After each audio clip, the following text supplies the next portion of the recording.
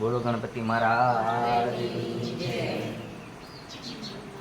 અહીંયા જે રોગના ઈલાજ કરે છે તે હનુમાનજી મહારાજ કરે છે। કોણ કરે છે? હનુમાનજી મહારાજ। તો આપણે હનુમાનજી મહારાજને હવે બોલાવશું તો હનુમાનજી મહારાજ આવો અને રોગના ઈલાજ કરો।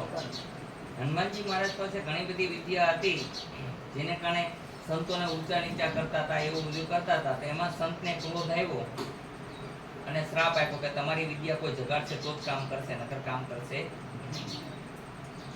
એટલે હનુમાનજીની વિદ્યા લુપ્ત થઈ ગઈ। પછી જ્યારે સમુદ્ર લાંઘવાનો હતો ત્યારે વિચાર કરે કે આવડો મોટો સમુદ્ર કોણ લાંઘશે? એટલે જામવંત નામનો વાનર કે છે, કહે રિષપતિ સુનો હનુમાન, કા શુભ શોધ રહી બલવાન, પવન તનય બલ ભવાન સમાનમ, બુદ્ધિ વિવેક વિज्ञान નિધાનમ, કવન સો કાજ કઠિન જગ માહી, જો નહીં હોત તા તુમ પાર। એ હનુમાનજી મહારાજ, એવું કયું કામ છે તમારાથી નથી? તમે પવન પુત્ર છો, કેસરી નંદન છો, તમારા પિતાનું નામ કેસરી પણ છે, પવનના પુત્ર પણ છો, અને રુદ્રના અવતાર પણ છો, 11માં રુદ્ર તરીકે પણ ઓળખાય એવા તમે હનુમાનજી મહારાજ છો। છલાંગ મારો ને ઉડી શકશો। એટલે પછી ઉડી જાય। એ જ પ્રમાણે અત્યારે આપણે એનું આહવાન કર્યું છે એટલે આ બધા એના રોગના ઈલાજ કરશે। બીજા નંબરની અંદર આપણા દુઃખ શેને થાય છે? તમે સત્સંગમાં જાઓ, કથા સાંભળો, બધી વાત હતી, દુઃખ કેને છે એ મને કહો। આત્માને દુઃખ છે? આત્માને દુઃખ છે? કોઈના આત્માને દુઃખ નથી। દુઃખ કેને છે? શરીર। કેને દુઃખ છે? શરીર। શરીરને દુઃખ થવાનું કારણ કોઈની નિંદા ન કરવી, કોઈનું સારું જોઈ અને નારાજ ન થવું, પેટમાં બળતરા ન કરવી કે એને કેમ સારું થઈ ગયું, મારું કેમ નથી થતું। પણ એવા વિચાર કરો કે એને ભલે સારું થયું, ડબલ સારું થાય તો તમને ઈશ્વર અવશ્ય સારું કરશે। પણ આપણા જે મનના ખોટા વિચાર છે એને કારણે આપણે પરેશાન થાય છે। કે ખોટું કીધું ને? અને નારી માટે અહીંયા હું સૌથી મોટો ધર્મ બતાવું છું। નારી ધર્મ એક પુસ્તક આવે છે પણ વાંચવાની જરૂર છે લેડી છે। આજે તમે નેટનો ઉપયોગ કરો છો પણ ક્યારેક કેવું કે નારી ધર્મ વિશે અમને બતાવો તો તમને બતાવે તો ખબર પડે કોફી છે ને? નારીનો ધર્મ કેવો છે કે સર્વપ્રથમ આ સૃષ્ટિની અંદર રચના થઈ ને ઉત્પત્તિ થઈ તો પેની થઈ। તમે જે ભગવાનને માનો છો બરોબર છે, હું ના નથી પાડતો, પણ ભગવાન પહેલા એ માતાજી હતા। સર્વપ્રથમ તેજ પ્રકાશ થયો, શેનો? તેજ પ્રકાશ। પ્રકાશ એટલે શક્તિ, શ્યમ, અને એને દ્વારા જ બ્રહ્મા, વિષ્ણુ, મહેશ આ ઉત્પન્ન થયા બધા। તો તમે બધી સકતિઓ છો, શક્તિનો અવતાર છો, તો સત્કર્મ કરવા જોઈએ। તો કેવા કર્મ કરવા જોઈએ નારીએ? કે લાલી લિપસ્ટિક આપણે ભલે કરો કે ન કરો એવો કોઈ ભૂલું કરવાની જરૂર નથી, પણ સંસ્કાર સુધારવાની જરૂર છે। શેને સુધારવાની જરૂર છે? સંસ્કાર। એને કારણે તમારા બાળકો થશે, તમારી દીકરીઓ થશે, એ પણ સંસ્કારમય થશે। પણ તમે આખો દી મોબાઈલમાં ચોઈટા હો તો છોકરી પેદા થાય એમ જ કહેવાની, મારી માં આખો દી મોબાઈલ જોઈ કરે છે, ચાલ હું મોબાઈલ જોઈ કરું, આમાં જ કંઈક લાગે। હમણાં એક વિડીયો આવ્યો કે છોકરી ગાંડી થઈ ગઈ અને આત્મહત્યા કરી લીધી મોબાઈલના નેટ દ્વારા। આના સેન્સર કેટલા ખરાબ છે એ આ લોકો બધા યંગ ને પૂછો તો ખબર પડે કેટલા ખરાબ છે। ઘરમાં હોવ તો પકડી લે તો તમને કેટલા પકડે? આ મગજને ખરાબ કરે, આંખોને ખરાબ કરે, તો મોબાઈલનો કમ ઉપયોગ કરવો।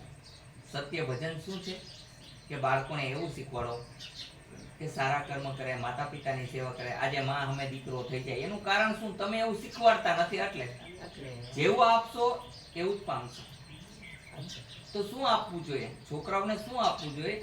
કે સૌથી મોટા ભગવાન ક્યાં છે પેલા તો એ પાઠ પઢાવવો જોઈએ।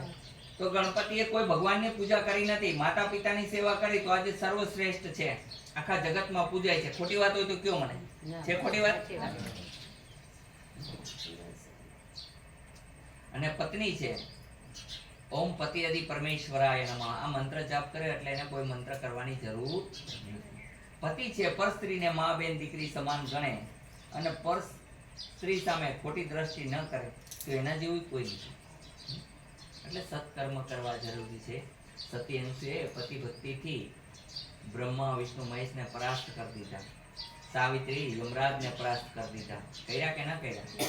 નર્મદાએ સૂર્યદેવને પરાસ્ત કર્યા, ઉગવા ન દીધા। આવી તાકાત છે તમારામાં।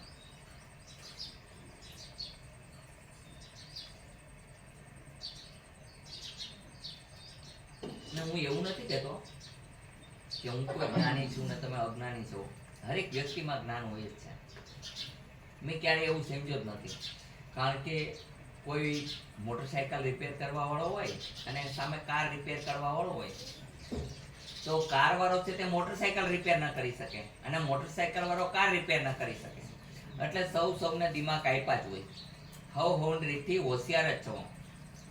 આજે ઘણા બધા તમે સત્સંગમાં જાઓ છો, પ્રવચનમાં જાઓ છો, તો પ્રવચન વાળા મફત પ્રવચન નથી આપતા. આપે છે? તમે સાંભળ્યું ક્યારે એમને પ્રવચન મફત આપ્યું? કે રમેશભાઈ ઓઝા છે તો કે 50 લાખ છે, હા મોરારી બાપુ સંત છે. તો સંત કેને કહેવાય? પેલી વસ્તુ તો એ તમે બધા સંત કરો, પણ સંત કહેવાય કોને કહેવાય? જે સંતને કોઈ તંત ન હોય, ખોટા ફેન ફતુર ન હોય, એ સંત કહેવાય. કૃષ્ણ ભગવાનને અર્જુને પૂછ્યું કે મને સાચા સંતના દર્શન કરાવો, તો કેવા સંતના દર્શન કરાવ્યા? દરિયા કાંઠે લઈ ગયા. કે તમે તો કહેતા હતા કે સંતના દર્શન કરાવીશ, પણ આ તો દરિયો છે. કે એ પણ એક સંત છે, એ પણ એક સંત છે. તો કે એની મને બતાવો, વ્યાખ્યા બતાવો કે શું છે. તો વ્યાખ્યા એવી છે કે સંત ઘણો બધો સમુદ્ર ભરેલો છે, પણ ગમે એટલું નીર આવે તો કોઈ દી છલકતો નથી. સંત એને કહેવાય કોઈ દી ચલકી ન જાય. અનંત ઘણું ધન ભર્યું હોય છતાંય નીચે દબાવીને રાખે, પણ કોઈ દી ચલકે નહીં. સંત છે. મર્યાદાનું ઉલ્લંઘન ન કરે તે સંત છે. આજે તો ગાદી હાટું કઈ બાંધતા હોય, હે વાની ગાદી મને મળે તો હારું, વાની ગાદી મળે તો હારું, ગુરુજી મરી જાય તો હારું, પણ મને ગાદી મળવી જોઈએ. આવી પ્રાર્થનાઓ કરતા હોય તો આ સંત નથી. ગંગા સતી પાનબાઈના ભજન છે, એમાં પાનબાઈએ પૂછ્યું કે કેવા સંતને નમવું જોઈએ. પાનબાઈએ પૂછ્યું ગંગા સતીને કે કેવા સંતને નમવું. તો વાણીમાં પણ કીધું છે કે સિલવંત સાધુને વારવાર નમીએ, જેના વ્રતમાન ન બદલે ત્રિકાળ. ત્રણેય કાળની અંદર એક જ સરખો જે વ્યક્તિ ચાલતો હોય, એનું વ્રતમાન નથી બદલતું, કાચિંડાની કોઈ કલર નથી બદલતા,